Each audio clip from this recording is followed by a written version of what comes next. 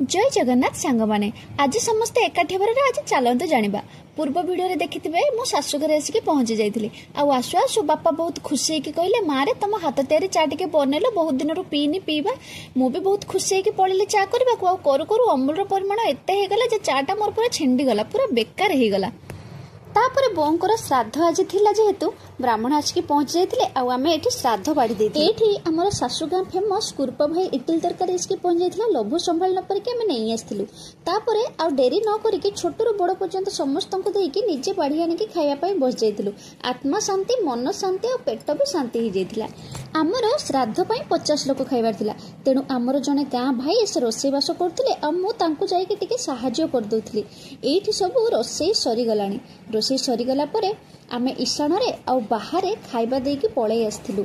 तापरे आम घर को सब छोट छोट पिला माने आस जाइतिले खाइबा को कथारे अछि ना श्राद्ध दिन मानकर बाहर लोक खाइले काले बहुत भलो होइथे।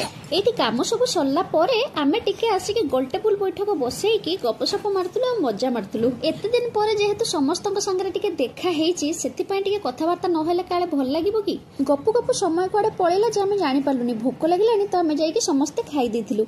आ मो भिडियोटा जदि भल लागिथिबो गोटे लाइक ता दबाइ देबे आ सब्सक्राइब जो माने करना तो से माने श्योर सब्सक्राइब कर देबे।